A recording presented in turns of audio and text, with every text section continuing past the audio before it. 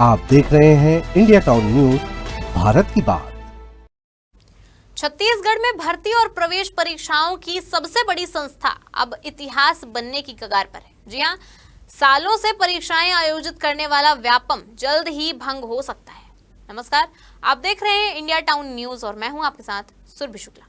सवाल ये है कि इसके बाद छात्रों का क्या होगा, कौन कराएगा परीक्षाएं और क्या बदलेगी पूरी चयन प्रक्रिया। इन्हीं बड़े सवालों के जवाब लेकर हम आए हैं इस खास रिपोर्ट में।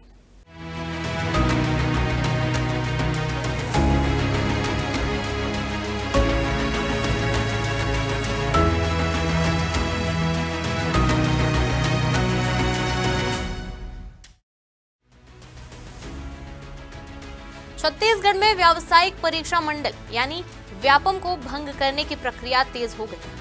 राज्य सरकार ने इसके स्थान पर कर्मचारी चयन बोर्ड बनाने का फैसला लिया है और बजट सत्र में मंजूरी मिलने के बाद अब इसका नोटिफिकेशन राजभवन भेजा जा चुका है। नोटिफिकेशन के राजपत्र में प्रकाशित होते ही व्यापम आधिकारिक रूप से समाप्त हो जाएगा और उसकी जगह लेगा नया कर्मचारी चयन बोर्ड, जो भर्ती और प्रवेश परीक्षाओं की पूरी जिम्मेदारी संभालेगा।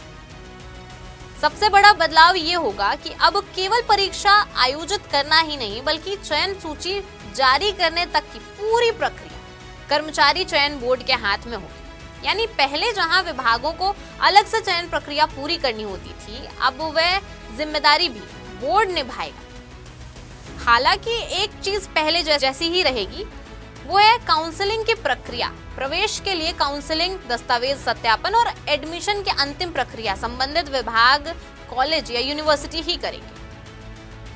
छात्रों के लिए राहत की बात यह है कि फिलहाल जारी प्रवेश परीक्षाओं का कैलेंडर प्रभावित नहीं होगा।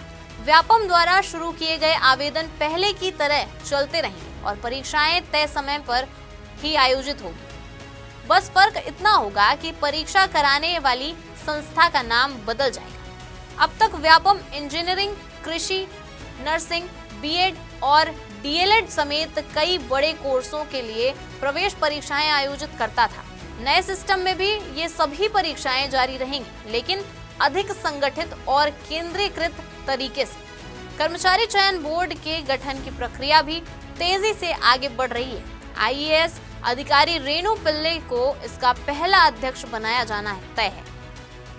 इसके अलावा 3 और सदस्यों की नियुक्ति की जाएगी, जिनमें प्रशासनिक अधिकारी, शिक्षाविद या प्रोफेशनल शामिल हो सकते हैं।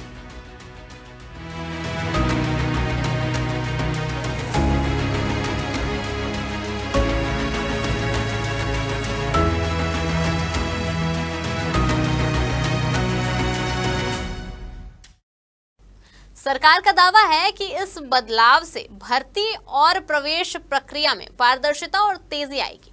लेकिन बड़ा सवाल यह है कि क्या नया बोर्ड व्यापम जैसी बड़ी जिम्मेदारी को बेहतर तरीके से संभाल पाएगा। फिलहाल व्यापम के अंत और नए सिस्टम की शुरुआत को लेकर छात्र और अभ्यर्थी दोनों ही नजर बनाए हुए हैं, क्योंकि ये बदलाव सीधे तौर पर उनके भविष्य से जुड़ा हुआ है।